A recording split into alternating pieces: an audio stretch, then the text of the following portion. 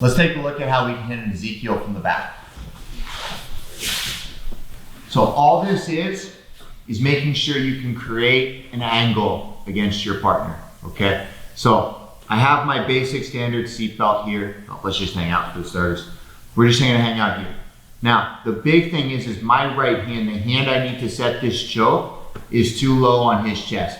I really wanna get it all the way up so I can grab him by the shoulder here or by the back of the neck, somewhere where he's gonna have trouble grabbing my fingers.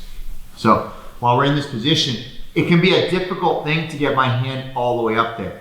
But one thing I can do is I can remove one hook so that I can put the other hook across and I can start pulling him in so that now my hand can come all the way through. Now I can go 4 fingers in the gi, I can bring that hand across, I can curl that hand in, and now when I fall back, I can look at him, I can throw my foot up, and I can finish a good strong Ezekiel choke from the back. Okay, this is essentially no different than as if you would push off the hip and you would basically set up your arm bar here from the back. But instead of falling back for the arm, right, because he can be clamping down, he can hold everything in nice and tight. Okay, we're gonna clear that hand, come up, and look, I can already start to get my fingers almost to the top of his neck. So once I push off, I can readjust and I can start holding him in nice and tight.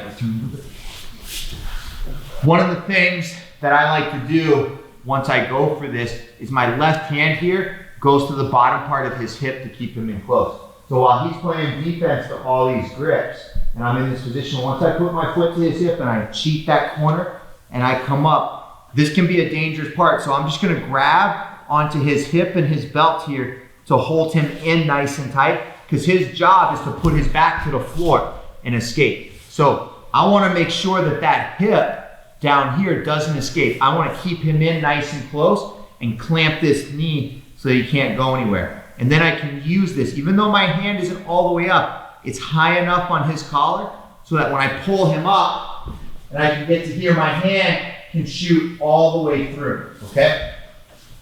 Change the angle. So on this side here, while I'm shallow on his chest and my foot is all the way across, when I establish this grip on his chest, notice that my shoulder is on the wrong side. Ideally, I get my shoulder underneath his armpit to reach all the way through. But right now I'm here, so I have to get my shoulder underneath his armpit. To do that, I elevate him.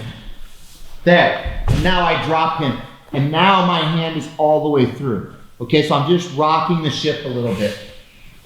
I'm basically, from this angle here, where my hand is shallow, I'm gonna take a grip on his hip, a grip on his chest, I'm gonna hold everything, give me some resistance, there you go. I'm gonna hold everything in nice and tight, and I'm gonna use my thigh here on the back to lift my forearm. And when I do that, I go back at an angle and then forward. Now my hand can shoot all the way through. I can lock it up and I can get it behind his head where I can finish the choke. From the other side here, there you go. From the other side here, where my left hand is underneath and I push off that hip, I start climbing it, I grab that belt. I'm gonna take a grip here on the collar to make sure he can't rip it too much. I'm gonna pull him in and then drop him. And now, here's my hand. I come up, 4 fingers, and then I knife it through. And from here, we can start locking up the back. From here, throw his hook over the top to make sure he can't use it. And then we can finish the choke. There's a lot of different things we can do with the feet. There's a lot of different body positions we can have. The big thing you want to practice is cutting the angle and getting the right hand deep around the neck.